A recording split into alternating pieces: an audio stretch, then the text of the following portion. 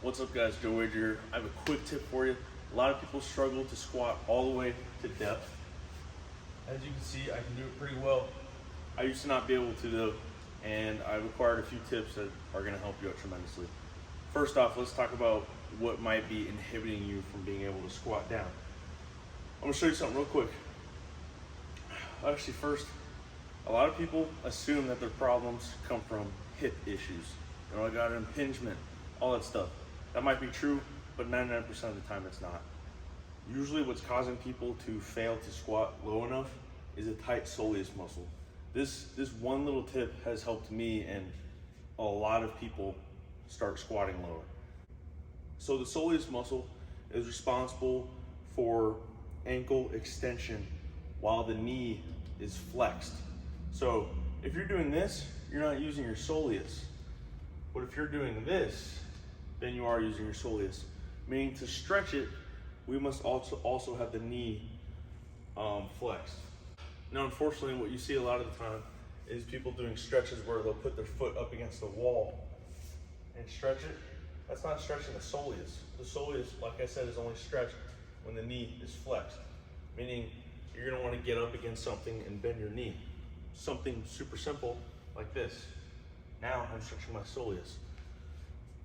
The reason we want to stretch your soleus is, let's take a look at this. My soleus allows my knees to go over my toes. You've probably heard that before. If my knees can't go forward, watch what happens. I can't get down low enough. You see a lot of flexion in the hips. Now, if I let my knees go forward like this, it's way easier to get down. But those knees coming back like that, I have to lean forward. I'm gonna fail lots of reps.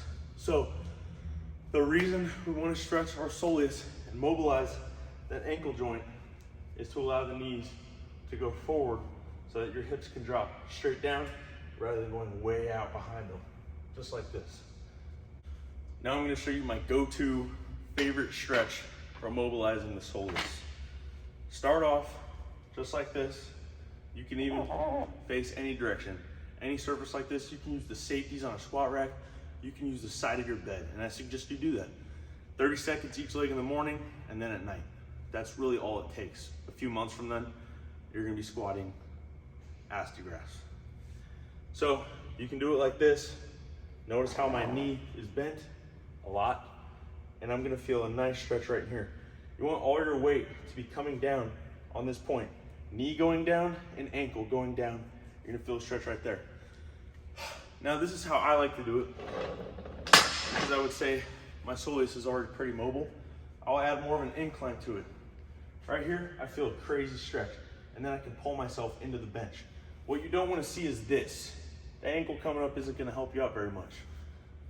You don't want to come back like this either. You want all this weight coming down right on this. So use the bench, grab the bench. Like I said, you can do this with your bed. You can do this on the safety bars of a squat rack. You can do this anywhere. Just make sure the knee is flexed.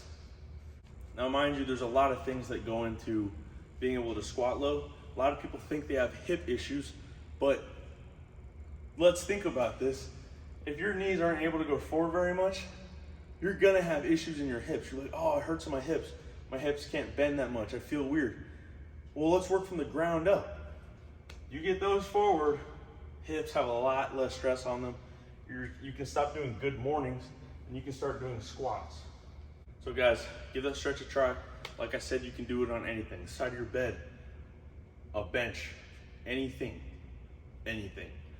Do it in the morning, at night, before a workout, 30 seconds each leg, mess around with it, have fun. Guys, thanks for watching and good luck, and hope to see you squatting bottom to grass soon.